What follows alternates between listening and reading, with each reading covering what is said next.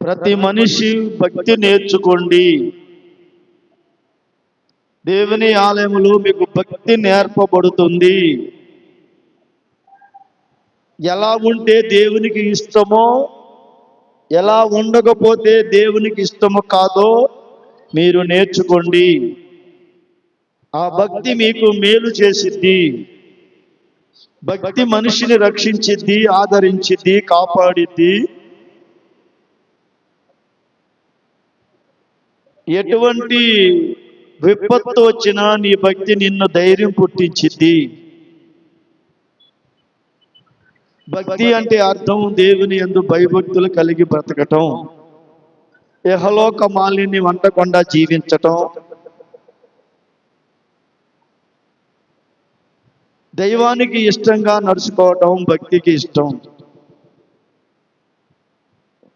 జాగ్రత్తగా నేర్చుకోండి.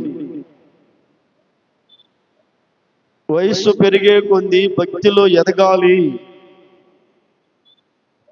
ఎప్పుడు కూడా భక్తిలో తగ్గిపోకూడదు మనిషి.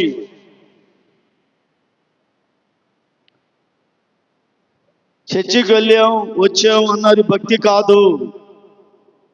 నీ భక్తి నీ జీవితంలో కనబడాలి. నీ మాటల్లో నీ భక్తి కనబడాలి. నీ నడకలో నీ భక్తి కనబడాలి.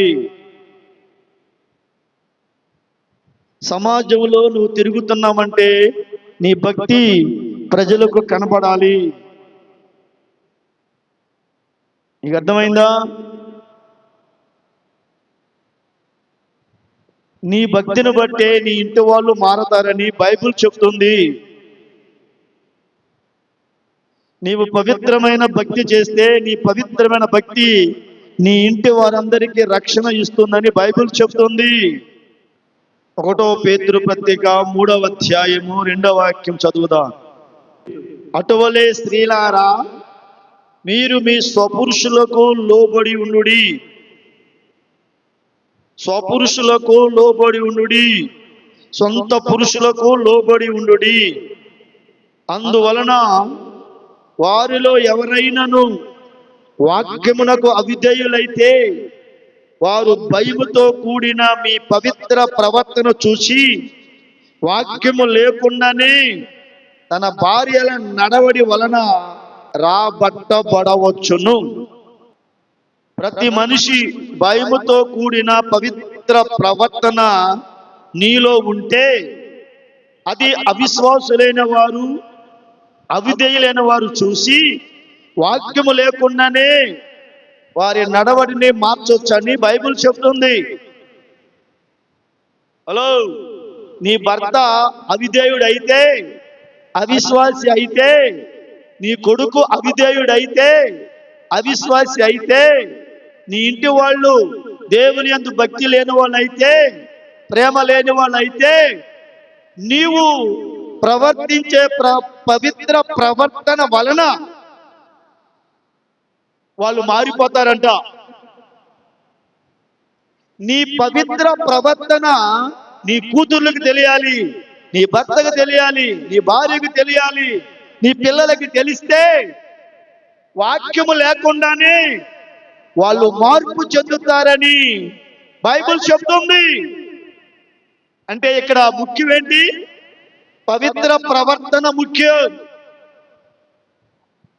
పవిత్ర ప్రవర్తన నీకు లేనప్పుడు నీ ఇంట్లో వాళ్ళు మారడం అసాధ్యం. ఎన్ని వాక్యాలు చెప్పినా వాళ్ళు మార్పు చెందరు. గుర్తుపెట్టుకోండి బాగా.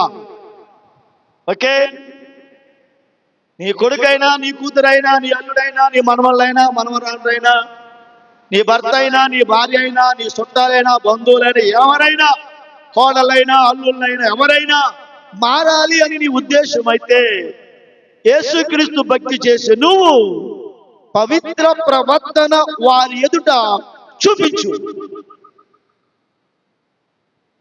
పిచ్చి పిచ్చి ప్రవర్తన చూపిస్తే చీ అని ఉమ్మేస్తారు. నువ్వే సరిలేవు, మాకు చెప్పేది ఏంటంటారు. పవిత్ర ప్రవర్తన నీకుంటే వాళ్ళకి వాక్యం చెప్పవసరం లేదు. వాక్యం చెప్పకుండానే వాళ్ళు మారిపోతారు. ఎందుకంటే మా తల్లి భక్తి చేస్తుంది, పవిత్ర ప్రవర్తన కలిగిన తల్లి. మా తల్లి చెడు లేదు, మా తల్లిలో పాపం లేదు, నా భార్యలో చెడు లేదు, నా భార్యలో పాపము లేదు, పవిత్రమైన వ్యక్తి, మాటల్లో పాపం లేదు, నడకల్లో పాపం లేదు. ఏ వ్యక్తి ఎక్కడికి వెళ్ళినా ఏ విషయంలో కూడా పాపం లేని వ్యక్తి కాబట్టి నేను మారిపోతా, పిల్లలు మారుతారు. ఎందుకంటే పవిత్ర ప్రవర్తన నీలో చూస్తే ఆ శక్తి నీ పక్కముటోళ్ళకి తగులుతుంది. అర్థమైందా? ఇది ఉంది కదా, కొరుగుడు పుండు ఉంది కదా, ఎలా పాకిద్దో అలా పాకిద్ది.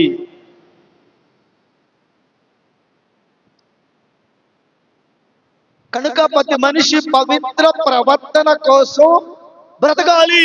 ఒక మాట చెప్తున్నా, మరి ఒక మాట చెప్తున్నా, మీకు వినండి. లొసుగు కనిపించిందా? నీ భర్త కనబడదు కానీ దేవుడికి కనబడుతుంది.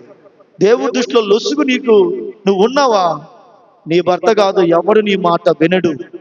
నేర్చుకోండి, ఎక్కడ నేర్చుకోండి. అది రేపర్ లోకానికి వెళ్తే మంచిది.